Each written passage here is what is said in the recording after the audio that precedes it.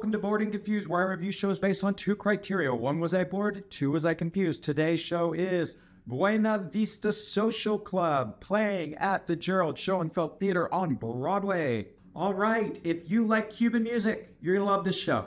So this musical is based on a documentary by the same title. I haven't seen the documentary. I went to the show not knowing anything. So if you've seen the documentary and I get stuff wrong, let me know. So primarily this show is based in two time periods, in the 1950s and the 1980s. In the 1980s, there's a guy who's trying to put together an album of recordings of all of these old famous Cuban songs that have never been recorded. And so he's bringing together these singers to record this album. We really focus on this one female singer who was reluctant to do this album. We learn her reasons as we flash back to the 1950s and we go back and forth. And the central conflict is, will she sing on the album? Will she not? And she says yes, and then she sings a song, and then she says no, and then she doesn't sing, and then she sings yes, and then she says no. She goes back and forth. She's very fickle. We come to find that she stopped singing 6 years ago, and she stopped singing when her sister died. And this is when we learn that she and her sister were a singing duo, but when the government upheaval was happening in Cuba, this sister got a contract with a record label in New York that would allow them to escape Cuba. But the older sister who put this all together, she wants to get out of there, but they have to sing the kind of music that they've been singing at the Copacabana nightclub, and it's this kind of light, bouncy stuff. And the younger sister doesn't want to sing that music. She wants to sing the more authentic. She wants to sing the slave songs and the more earthy ballads. And she doesn't want to do these light, bright things and wear sequin dresses. So that's the conflict between the two of them, and ultimately the younger sister decides not to go and the older sister goes, and then they become estranged. And so when she said she stopped singing when her sister died, it didn't ring truthful to me because she didn't have a relationship with her sister. She learned she died and she's like, I can't sing anymore. And I'm like, well, you've not been talking to her anyhow. You've been estranged with her forever. All this is now is the final nail in the coffin is now you can't apologize or say anything to her. So it seemed like a strange reason to stop singing. I don't know. Maybe that is what happens in the documentary and I'm just completely off base. But it felt like it was something that the dramatist made up to try to create some kind of tension as to why she wouldn't be willing to sing on this album. This show runs about 2 hours, including intermission, and there are a lot of songs. The majority of the show is music. This backstory of the lead singer's decision to stay in Cuba when her sister left is streamlined. So I feel like the writers or the directors or whoever's working the show, they know that the people are coming to hear the music, and the music is the reason to see the show. Oh, and let me tell you, normally I don't like jukebox musicals, but this is a jukebox musical where all the music is in Spanish. So my usual issue of being confused because the lyrics don't make sense, don't have that problem here because I can't understand the lyrics. And most of the songs in the show aren't being performed to move a narrative forward. They're just like, and then we recorded this song, and now we recorded this song. So it's just an excuse for us to hear these songs. And I got to tell you, the band is fan-freaking-tastic.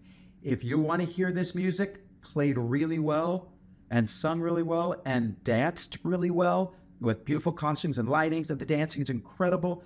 If you want to just enjoy this music the way it was meant to be enjoyed, that's why you go see this show, because that is the best part of the show. And I feel like the creatives making the show knew that. So they were like, you know what, let's just streamline the book as much as we can.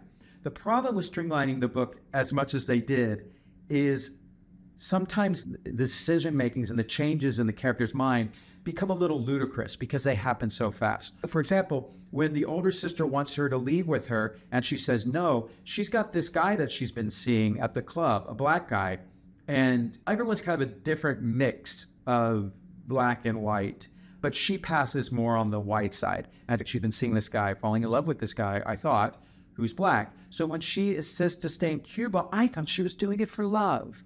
But then she goes back to the club and she's like, I'm staying. And they're like, we're closing the club down because the new regime doesn't like us having this club here, so we're closing up. And she's like, oh. And then this producer in Cuba comes to her and says, we love the kind of music we want to sing, and I want you to sing that song. She's like, oh, but I have to bring my band with me. And they're like, no, you can't bring your band. We just want you. And she's like, okay, see you, band.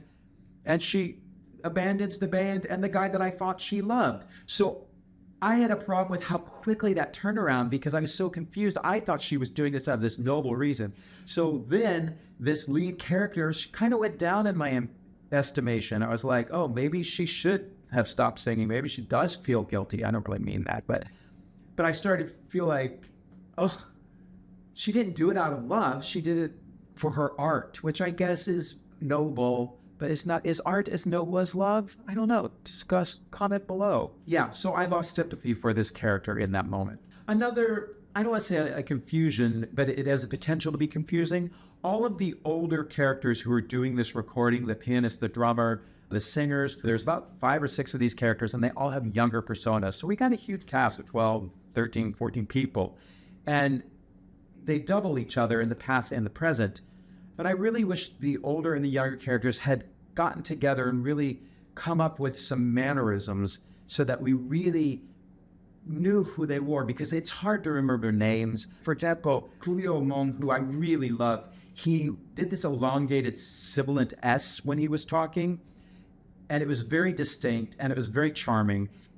But his younger self didn't do that. And if I was the actor and I saw the older actor making a great choice, I'd been like, I'm going to steal that and use that because we're playing the same character.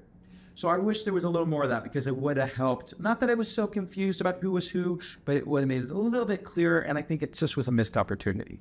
Another small nitpick is there's inconsistent dialects because we've got some really great musicians on stage who are also playing characters in the play, but they're not American. So when they speak English, they have strong accents. And then we've got American actors who are playing these characters and they're speaking with an American accent. So it didn't always make sense why people had accents and when they had accents and when they didn't. So let me wrap this up. I loved the show because the reason to go for this show is the music. The music was so good. The music, the dancing, the singing. And that's what 80% of the show is music. Sung in Spanish, didn't care. It was great. And so, although I wished some of the book scenes, and it's rare for me to say this, I wish some of the book scenes would have been a little bit longer, a little more fleshed out, because I felt like they would have worked better. But you know what? I think they're hedging their bets and they're like, let's just stick to the music. And I don't think that's a bad idea because that's really the reason to go see this show.